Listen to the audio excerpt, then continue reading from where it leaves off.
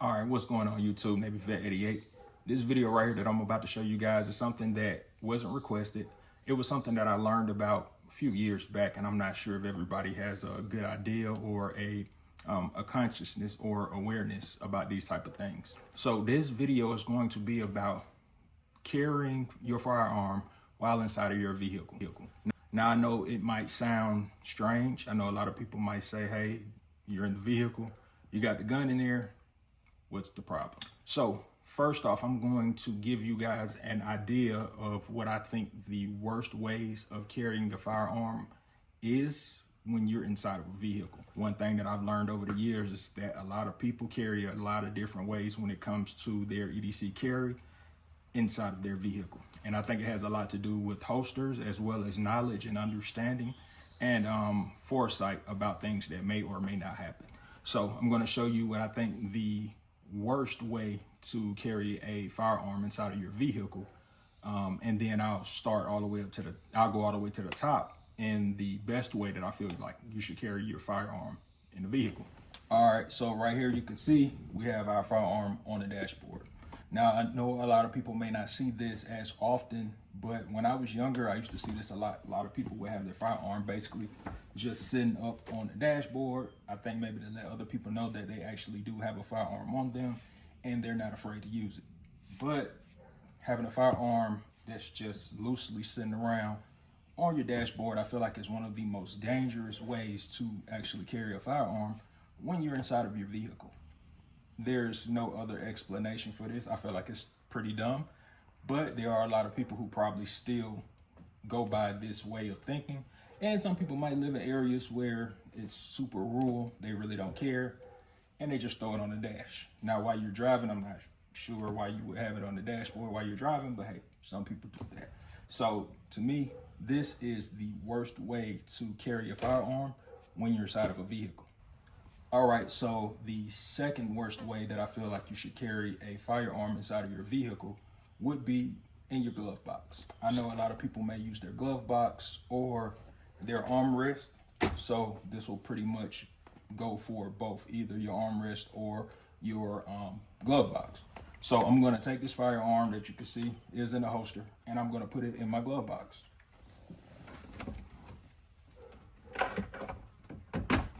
All right, now it's in the glove box.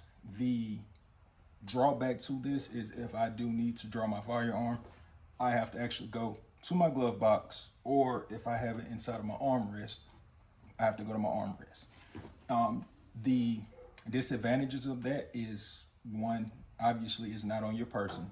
Two, you have to do a lot of motioning when it comes to reaching over here to try to grab it, or reaching down in your center console and trying to get it. My opinion, of course, that is the second worst way to carry a firearm. If you're someone who carries your firearm constantly on a daily basis inside of your glove box, and you go to areas where you're saying, I'm not about to carry my firearm, but it is in my vehicle, so I will just lock, my glove box. I would hate it to be that I need to grab my firearm in any type of situation, and I have to go over here and open this and realize that it's still locked because I didn't unlock it when I got back in the car. So that is definitely a drawback, and it's something that definitely will put you in a bad situation if you ever need to draw your firearm while you're inside of your vehicle. So to me, that is the second worst way that you should carry your firearm inside of your vehicle. Also, putting the asterisk next to that, if you're in a situation where you need to draw it, there are a lot of movements that you're now making that will basically hinder your time when it comes to trying to get that firearm. So let's say that that glove box is open or this armrest is open. I still have to make these motions in order to get to it, and that's time being wasted, especially if you need it. Okay, this is the third worst way that you should be carrying a firearm in your vehicle, but at the same time, there are some advantages, although the disadvantages, of course, are just as high.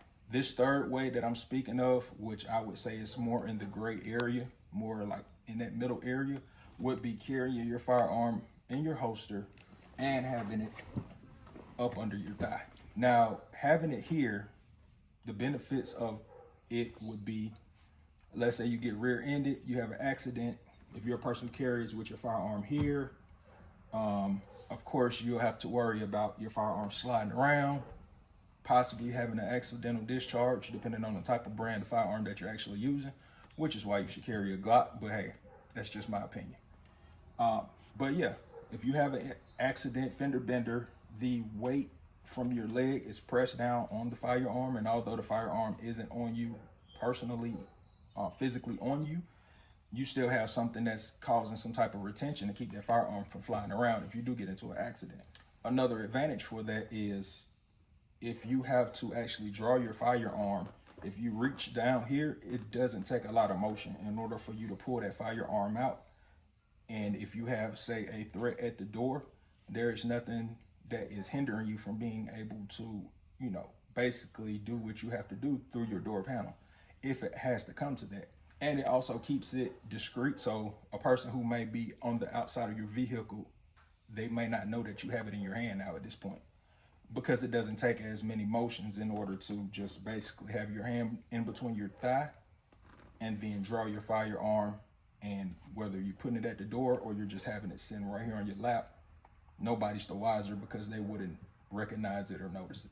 Now, the drawback to that is it's not on your person, as well as it being on the dashboard or it being in your glove box or in your center console.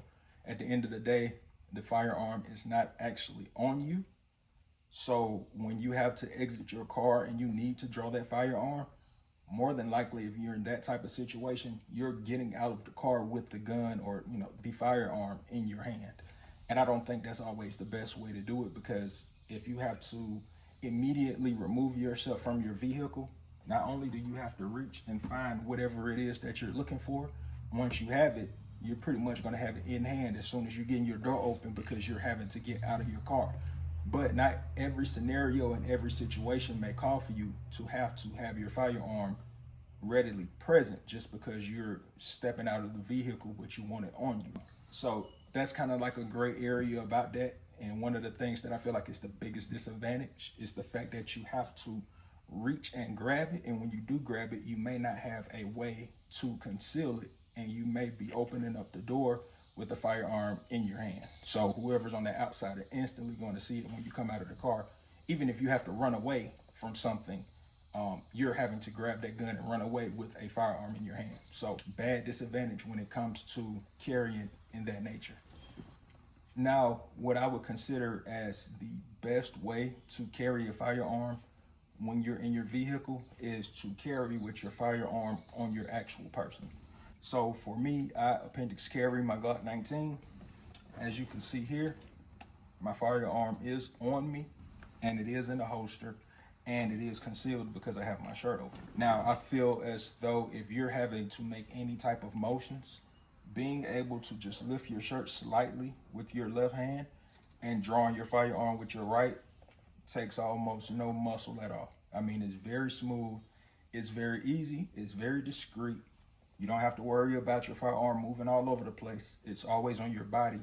And a great advantage to that is if you need to bail out of your vehicle, whether it's to engage someone or just to get away from a situation, your firearm is already on you and you don't have to worry about reaching for anything. Even if it comes to, say, getting pulled over and you have to deal with a law enforcement personnel, police officer, sheriff, highway patrol, whatever, having that firearm on you it eliminates a lot of extra movements that any type of officer that might be pulling you over or coming to make contact with you will have to worry about, which is why I keep my registration and my insurance card in a position where it doesn't have me moving all over the place. So if I pop open here, anybody who's pretty much behind me can see that I'm grabbing the registration, I'm grabbing papers, and they pretty much know that's what it is. So I think that takes a level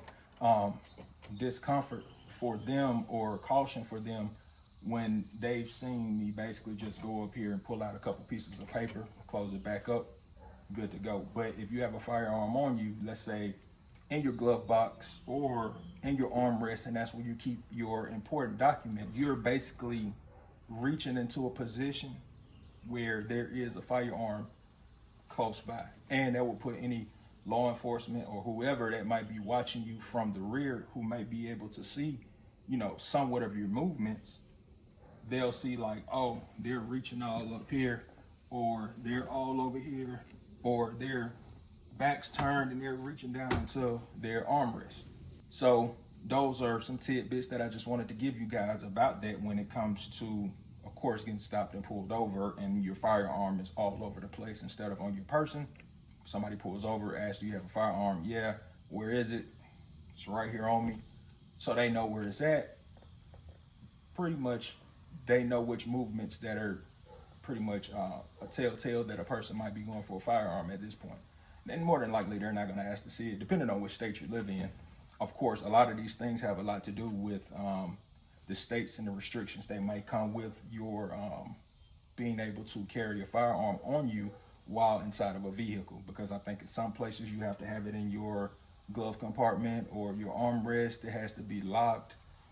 It can't be loaded. All of these other different type of crazy things that I've heard of. But I know that there are actual real laws that restrict people's safety, because I feel like you're protecting yourself and you're trying to protect others from any bodily harm or possible death. So being able to have that firearm on you as a means of safety needs to be on you, basically. That's just my point I'm making. Now, if you were wondering how I use it or how I carry when I'm actually driving, all right, so what I do is I have my seatbelt on, as you can see. What I do is adjust my pants as well as the belt so that it's sitting directly in front of my actual belt. So I have the car's seatbelt and then I have my actual belt. And as it sits here, you can see my firearm is right here. And what I do is basically just blouse my t-shirt over it. And when I blouse my t-shirt over it, you don't recognize it, you don't notice it. And again, it doesn't take anything for me to lift my shirt and grab my firearm. And from this position, it's very smooth, it's very discreet, very unnoticeable. So that's pretty much how I do that. And if I need to take my seatbelt off and get out of my car at whatever speed, rate, I need to run out, I need to step out, that firearm's on me, I don't need to work or reach or think to grab anything else. So those are my tidbits, my opinions about carrying it in the vehicle. I appreciate you guys for watching this video. It was pretty fun and enjoying making this video. It's really hot out here, so if you can see, I'm sweating like crazy. But I just wanted to get this information out to you guys. I appreciate you watching. It's Navy Vet 88. Peace.